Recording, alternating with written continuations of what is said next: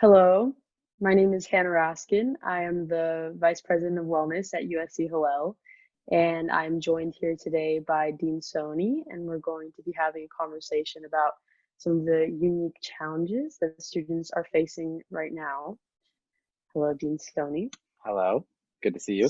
Thank you Good to for see you as for well. having this conversation. Yes, I look forward to um, learning a little bit more about your opinions on these things. So the first concept that I think I want to talk about is sort of the idea of control or lack thereof and how that relates to spirituality. So, as you know, a lot of the deciding factors about students' lives right now are just completely out of our control, whether that be where we're living, whether or not we're at school, etc. And my question is, how do you think that spirituality or religion potentially can help students sort of guide themselves and deal with the anxiety that comes up with that lack of control? Yeah, thank you. That's a great question. I think we're all struggling with it in some way or another, whether we're students, faculty, staff, whether we're parents or in the larger community, whatever it is, we've all been impacted by physical distancing in a way that feels as though we can't tell our own story. We're not working in the way that we might want to work. We're not meeting in the way that we might not want that we might normally meet. We feel maybe as though our career paths are disrupted in some ways, or that we have to reevaluate our hopes and our dreams and our aspirations because of forces that are external to us. And I know we're all struggling with that. It's very real. But I do think that what this time has showed us is that actually that's usually the case. There are forces that are outside of our control. There are things that happen in the world that we can't control. And the reality is that what we could control pre-COVID and what we can control now is pretty much the same. We might not be able to control the reactions of the world, the actors in the world. Might not be able to control the events of the world, but we couldn't control them even beforehand. What we could control beforehand and what we can control now is our reaction to the events of the world, not what's happening out there, but what's happening in here, what's happening in here. That is always within our control.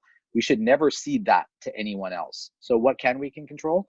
We can control what our hopes are, what our dreams are, what our values are. We can control who we want to spend time with. We can control how we look at the world, how we judge or don't judge other people. We can control how many times we tell people we love them. We can control our diet, our nutrition, our sleep. We can control what we study, how we study, when we study. We can control, we can control actually how we are grateful, how we forgive. Um, those are the things that actually shape our lives fundamentally, especially in terms of well-being. It's not the events of the world, it's our reaction to the events of the world. That's where we have real control. When I was in college, I spent some time living in a Buddhist monastery in India. And what I realized is I couldn't get people to do what I wanted them to do. I couldn't get everything to happen the way I wanted it to happen. In a college student's normal experience, you might not get the grades you want. You might not get the internship you want. You might not get the fraternity or sorority you want.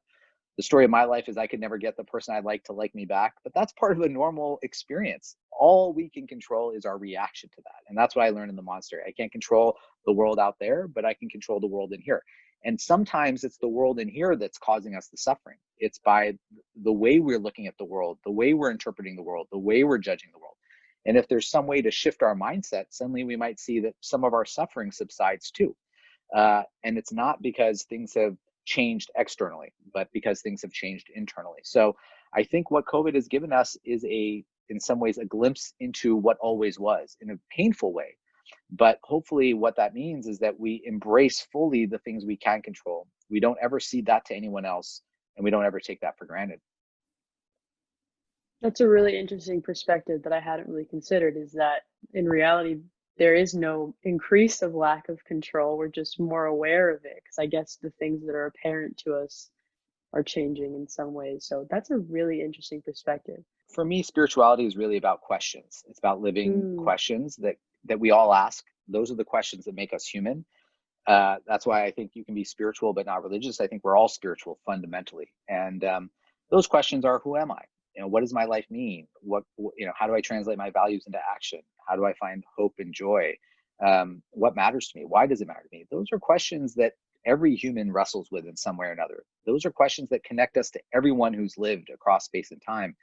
And we do have some time and some space now to actually wrestle with these questions. There's not as many distractions in the world to keep us away from these existential questions. And so, in some ways, this moment where there is some space, there is some time, the world has paused for a moment, gives us an opportunity to ask these questions, these spiritual, existential, human questions, in a way that we might never have before. And so, even though it's a very painful time, it can be a very generative time in terms of one's own spiritual formation, because you can wrestle with and interrogate and sit with these very difficult questions in ways that previously there was always a distraction. There's always something else to focus your attention to, and now we can sit and wrestle with these questions uh, in a way that I think will move us forward post pandemic. Yeah, that's a really good point. I definitely have personally been reading a lot more about spirituality and just conceptions of souls and what it means to Yeah, be a human and what it means to be a person. And so, yeah, I definitely think that is one benefit of all this increased time spent alone right now. totally. Um, yeah, I read 45% of college students during COVID have picked up some kind of spiritual health or mental health practice, or have engaged some kind of resource in a new way. So that means that our students are self-aware of what they're going through, and they're looking for some way to move forward with each other, and both internally and externally, to wrestle with the challenges internally and also of the world. And so I think because of that, in some ways, Hillel's never been more important. Students are really thirsty for the kinds of experiences, communities, resources, perspectives, worldviews, and inspiration that Hillel has traditionally provided. Even though it's not being provided in the same way, the need is far greater right now. So um, all the student leaders of Hillel across the country, and really of all religious and student organizations on campus, are doing prophetic, heroic work that's really born out of their care for one another. And so I'm so grateful to you for that. thank you so much. I appreciate the compliment. It's very, very nice. We are starting to come towards the end of our time together. I do want to thank you very much because I think this conversation has really sort of changed my perspective.